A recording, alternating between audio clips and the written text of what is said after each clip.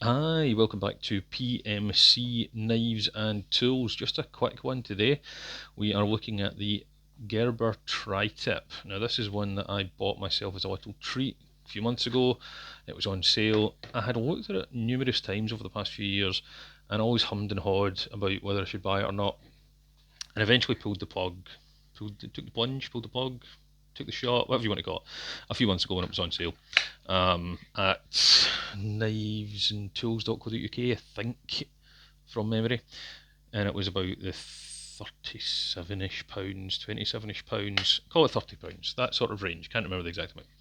Comes in this rather nifty belt sheath, which is plastic. It's not Kydex, it's plastic, which has this clip lock, which you lock and unlock like that, and it's multi-way. You can carry it either left-handed or right-handed, and vertical or horizontal, or you could take this part off completely and wear it as a neck knife if you wanted to. I'm wearing mine right-handed horizontal scout carry. I'm right-handed, and I feel it fits well in that role. It is a tiny little cleaver with a kind of hollow grind and a swedge. It's called the Tri Tip because it has 1 tip, 2 tip, 3 tip. Now, the top edge is not sharpened, it's rounded but very thin, so it's almost a scraping edge. Gerber considers this kind of a camp cooking knife, if you imagine. It's of a very thick steel stock, and it is full tang. These are aluminium riveted scales with a through loop barrel for a lanyard should you wish to attach one. You do have, your pinky doesn't really have anywhere to go. It's quite a small grip. It's about 3 inches, say, and then about 3 inches of blade. A very thick body of the blade, but it's slow, quite quickly tapers up to the chunky belly. So you can cut most things with it. It will crack some things if you're cutting harder fruits and vegetables, say an apple, for example. But it's great for cutting meat and cheese in particular. I've done plenty of cooking around the home with it, as well as general kind of EDC knife tasks, which is maybe not as much intended for, but the kind of thing that I would use a knife more often for, like opening packets and breaking down recycling and all that kind of stuff. Light prying. In fact, to be honest, you could probably do some fairly heavy prying with this. It's very chunky. It's a 13, 15 CR, 8 CR MOV, one of those number letter ones, the CRs MOVs. Can't remember the exact one. I probably listed it in my previous video where I showed off all the different functions of the Tri Tip. This is more just a quick summary of my thoughts on the Tri Tip. So if you get the chance, if you have space in your collection for a little knife that's not it's not a necessity.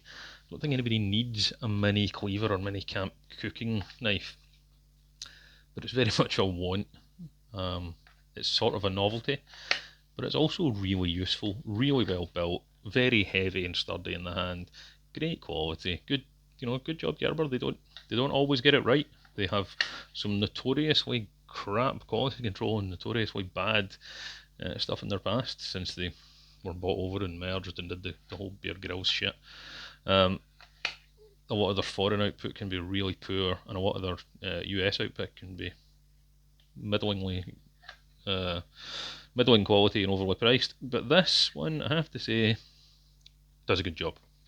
This is a win for me. It's niche, it's novel.